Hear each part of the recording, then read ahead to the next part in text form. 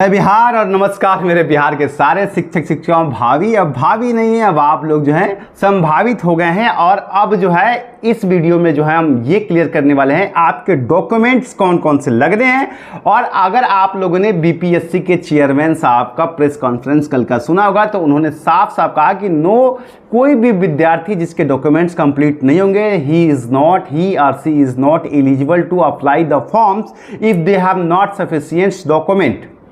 तो इसलिए आप लोगों के अंदर ये सवाल भी आ गया है और लगातार आप लोग पूछ भी रहे थे क्या क्या आपके पास डॉक्यूमेंट होने चाहिए, और अगर जो डॉक्यूमेंट्स नहीं है वो आपको कब बनवाने हैं, चाहे ईडब्ल्यूएस का सर्टिफिकेट कब का होगा तो वैध होगा, ये सारे सवाल। डोमिसाइल जो सर्टिफिकेट है, मूल निवास प्रमाण पत्र जिसको कहते हैं, एक सामान्य निवास प्रमाण पत्र होता है, एक मूल निवास प्रमाण पत्र होता है, डोमिसाइल सर्टिफिकेट होता है और एक रेजिडेंस सर्टिफिकेट होता है। वो क्या क्या चीज़ें हैं, वो कैसे होगा, कौन एलिजिबल होगा कौन नहीं, डोमिसाइल के अंदर कौन आएगा कौन नहीं आएगा, तमाम सवाल जो आपके डॉक्यूमेंट संबंधी हैं इन सब पर आज चर्चा आपको समझाने की कोशिश करेंगे। कोई सवाल छूट जाए तो आप लोग कमेंट सेक्शन में पूछ लीजिएगा, मैं बता दूंगा। बस एक निवेदन है, अगर चैनल पे नए हैं या पुराने साथी हैं आज तक सब्सक्राइब नहीं किए, सब्सक्राइब कीजिएगा तो आपको जानकारी जो है डिटेल में मिलती जाएगी।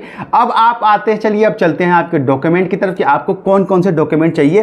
पहले मैं आपको ये बताता चलूँ कि कौन कौन से डॉक्यूमेंट चाहिए। देखिए साफ साफ इसकी जो है नोटिफिकेशन में लिखा हुआ है, आयोग द्वारा साफ साफ लिखा है, ऑनलाइन आवेदन के क्रम में अभ्यर्थी कतिपय सूचना अर्थ डाटाबेस संबंधित करने हेतु ली जाती है। उक्त सूचना के एक जो नोटिफिकेशन है, किसी भी तरह की छूट का दावा करने के लिए आपके पास उसका कागज होना चाहिए। मेन बात यह है, सिंपल, इतना विज्ञापन वाली लैंग्वेज में पढ़ने की जरूरत नहीं है।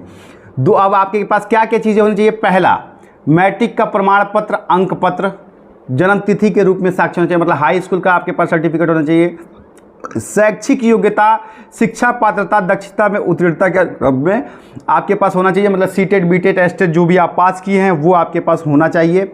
ठीक है, आपके पास बीएड डीएलएड का सर्टिफिकेट होना चाहिए। जिनका नहीं आया है उनके पास जो होना चाहिए अपना प्रोविजनल होना चाहिए, जो अभी पढ़ रहे हैं उनके पास उनका प्रोविजनल होना चाहिए। मैं आ रहा हूँ, सबके बारे में डिटेल बात करूँगा, आप चिंता मत कीजिए। पहले मैं आपको बताऊँ, अगर आपके पास देखिए तो शैक्षिक योग्यता के अनुरूप में वही आपका बीएड डीएलएड हो जाएगा। बिहार राज्य के अस्थायी निवासी संबंधित होना चाहिए, मतलब डोमिसाइल। ये बड़ा सवाल है क्योंकि डोमिसाइल के बिना आप बिहार में इस भर्ती में घुस नहीं सकते हैं। अगर वो सर्टिफिकेट आपके पास नहीं है, डोमिसाइल सर्टिफिकेट मतलब मूल निवास प्रमाण पत्र, तो आप एलिजिबल नहीं है। अब इसके अंदर कौन कौन आता है मूल निवासी, कौन कौन माना जाएगा बिहार का। एक तो वो जो बिहार में ही रहता है, जिसकी खेती बाड़ी बिहार में बपौती है। एक वो जो बिहार से विस्थापित तो हो गया, कहीं बाहर जाके रह रहा है, उसका बाप दादा रह रहा है, लेकिन उसकी खेती बाड़ी जो है वो बिहार में ही है, तो वो भी बिहार का मूल निवासी। ये बात समझ लीजिए, ऐसा नहीं है कि उसका बिहार से रिश्ता टूट गया, वो भी मूल निवासी माना जाएगा। किसी लड़की की शादी बिहार में हुई है, वो कहीं और की थी लेकिन अब बिहार में ही उसकी शादी हो गई है, तो वो भी बिहार की मूल निवासी है। और बिहार की कोई लड़की यहाँ वो पति के रेफरेंस से मूल निवासी है। कागज कैसे बनेगा मैं बता रहा हूँ। पहले ये मूल निवास बड़ा सीरियस मुद्दा है, इसलिए मूल निवास को मैं आप लोगों के लिए क्लियर करता हूँ। तो अगर कोई लड़की जो है जिसकी शादी बाहर हो गई है, ठीक है, लेकिन उसके पिता बिहार के हैं, तो फिर वो पिता के जरिए मूल निवासी बिहार की मानी जाएगी।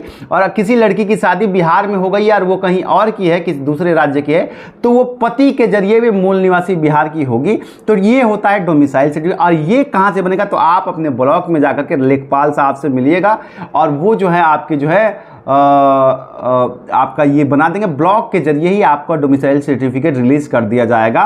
तो इसलिए इसमें कोई बहुत परेशान होने की जरूरत नहीं है। ये सर्टिफिकेट बहुत जरूरी है, इसलिए आप लोग जितनी जल्दी हो सके ब्लॉक जाइए और अपने डॉक्यूमेंट्स को कंप्लीट कीजिए। तो ये मूल निवास का कॉन्सेप्ट आप समझ गए। चलिए आगे बात करते हैं, और क्या क्या चीज़ें लगेंगी आपकी। दूसरा, पिछड़ा वर्ग, अत्यंत पिछड़ा वर्ग के उम्मीदवारों के लिए क्रीमी लेयर रहित प्रमाण पत्र। अगर आप ओबीसी में हैं तो आपको आरक्षण तभी मिल सकता है जब आप क्रीमी लेयर से नीचे हों। आपको पता है ना क्रीमी लेयर का कॉन्सेप्ट, 8 लाख से ज़्यादा इनकम नहीं होनी चाहिए। तो अगर आपके पास ये सर्टिफिकेट है तो आपको बनवाने की दोबारा ज़रूरत नहीं है इस मतलब, लेकिन अगर क्रीमी लेयर का है तो आप इस साल का बना लीजिए, तो आपके लिए बेहतर होगा। आपके पास अगर ओबीसी रिजर्वेशन का लाभ लेना है तो क्रीमी लेयर से नीचे वाला सर्टिफिकेट आपको बनवाना पड़ेगा। ये भी राजस्व अधिकारी आपके जो है वो बना के देंगे, ब्लॉक से ही आपका ये पेपर भी बनेगा, तो आपको ब्लॉक जाना पड़ेगा। चाहे वो पिछड़ा वर्ग हो या फिर अत्यंत पिछड़ा वर्ग हो, किसी की भी बात करें, पिछड़ा वर्ग, अत्यंत पिछड़ा वर्ग के उम्मीदवारों के लिए क्रीमी लेयर रहित घोषणा पत्र वर्ष विगत 1 वर्ष के पूर्व का होना चाहिए, मतलब 1 साल के अंदर का होना चाहिए। मतलब अगर आपके पास तो मैं ये कहूँगा ना कि ये बड़ा फंसता है, क्योंकि डॉक्यूमेंट वेरिफिकेशन के टाइम में वो कहते हैं ये तो 22 का है, ये 23 का है। तो मेरी बात मानिए, तो आप लोग जो है ना अभी बनवा लीजिए, 1 हफ्ते में आप लोग डॉक्यूमेंट्स अपने क्लियर करवा लीजिए। ये डॉक्यूमेंट्स बड़े ज़रूरी हैं, समझ रहे हैं।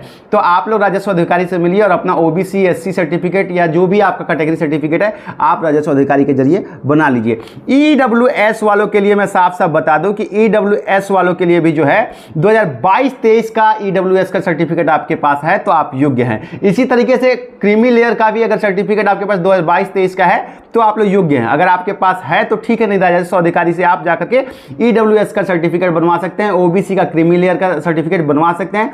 2022-23 का अगर आपके पास है तो आप एलिजिबल हैं, और अगर नहीं है तो आप जाके बनवा लीजिए। EWS की छूट का मांग पैदा करें। ये भी राजस्व अधिकारी ब्लॉक में ही जाना पड़ेगा, ये भी कागज ब्लॉक से बन जाएगा। ऑनलाइन भी ऑप्शंस होते हैं लेकिन वो थोड़ा पेच है, तो बढ़िया है कि राजस्व अधिकारी को पकड़ लीजिएगा। नहीं होगा तो हमसे बता दीजिएगा, हम करवा देंगे आप लोगों का काम। चलिए ठीक है। अगर दिव्यांगता संबंधी कुछ है, PH कैटेगरी में है, तो उसके लिए भी आपके पास जो है प्रमाण पत्र होना चाहिए, और वो आपको पता है कि परमानेंट होता है। तो आप जो है कहीं से भी अगर आपके पास है तो उसकी दिक्कत नहीं है, नहीं तो आप जो मान्यता प्राप्त अथॉरिटीज़ हैं उनके जरिए आप जो है एक इसका सर्टिफिकेट बनवा लीजिएगा। चलिए आगे आपकी बात करता हूँ।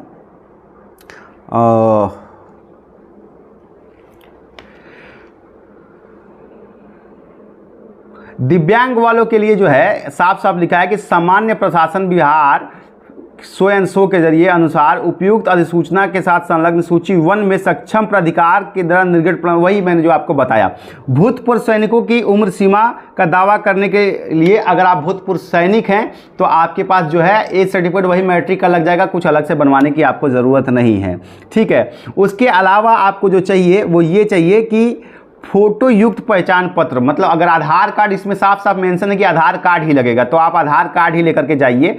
अपना हाल में खींचा हुआ 2 फोटो, मतलब रिसेंटली की 2 फोटोज लगेंगी आपकी। लिखित परीक्षा के लिए भरे एवं डाउनलोड किए गए आवेदन की प्रति, आपके पास जो है जो आप फॉर्म भरे हैं उसका जो है एक डाउनलोड प्रति रखिएगा और एक प्रिंट करके निकाल के ले लीजिएगा जो आपने भरा है। एक चीज़ मैं यहाँ पे फिर से आप लोग को याद दिलाऊँ, फॉर्म भरते वक्त बहुत ध्यान से फॉर्म भरिएगा। अपने मोबाइल नंबर को दीजिएगा, ना कि साइबर कैफे वाले के। अपना ईमेल आईडी दीजिएगा, और जब भी यूजर नेम बनाइए उसको लिख के रखिए, यूजर नेम पासवर्ड भी लिख के रखिए, उसकी प्रिंट आउट निकाल के रखिए, क्योंकि डॉक्यूमेंट वेरिफिकेशन के टाइम में आप भूल जाते हैं और इसकी वजह से आपको बड़े दिक्कत का सामना करना पड़ता है। ये बात आप लोगों को मैं बताता जा रहा हूँ, ठीक है। इसलिए भरते वक्त बहुत तरीके से भरिएगा। दूसरा, लिखित परीक्षा के लिए जो आपका एडमिट कार्ड है वो भी आपको जो लेकर के जाना पड़ेगा डॉक्यूमेंट वेरिफिकेशन की स्थिति में। तो ये तमाम जो है आपके डॉक्यूमेंट जो हैं वो लगने वाले हैं, इसलिए इन सारे जो डॉक्यूमेंट्स हैं आपके राजस्व विभाग के जरिए बनेंगे। 2022-23 के सत्र का अगर कोई सर्टिफिकेट आपके पास है तो वो मान्य होगा, और अगर आपके पास नहीं है तो परेशान होने की जरूरत नहीं है, क्योंकि अब 23-24 का भी आपके लिए मान्य होगा। अगर आप अभी भी बनवा लेंगे तो आपका वो मान्य होगा। ऐसा नहीं है कि 22-23 का ही सिर्फ मान्य होगा। 22-23, 23-24 ये कोई भी सत्र का आपके पास सर्टिफिकेट है, चाहे OBC का क्रीमी लेयर वाला हो या फिर EWS का हो या कोई अन्य सर्टिफिकेट है, तो वो बाध्य होगा, मान्य होगा। PH कैटेगरी का एक ही बार सर्टिफिकेट बनता है तो वो आपके लिए कभी भी मान्य होगा। भूतपूर्व सैनिक के लिए एज दिखाने के लिए आप जो है अपना जो है 10वीं का मैट्रिकुलेशन सर्टिफिकेट जो है वो कारगर होगा।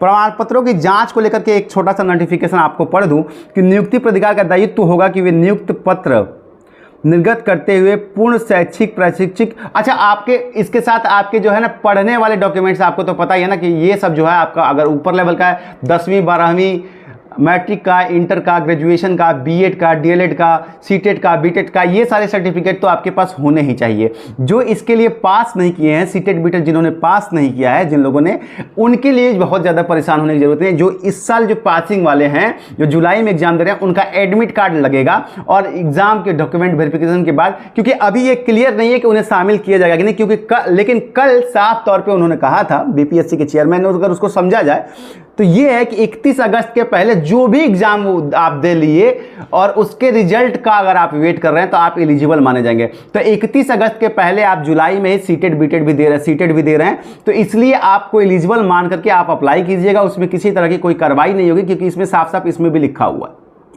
ठीक है। तो अगर आप सीटेट 2023 की तैयारी में हैं जुलाई के, तो आप आराम से उसमें अपनी तैयारी कर सकते हैं, उसमें कोई दिक्कत नहीं है। और आप पेपर 1 देकर के एलिजिबल हो सकते हैं, पेपर 2 के लिए तो उसमें कुछ बचा नहीं है।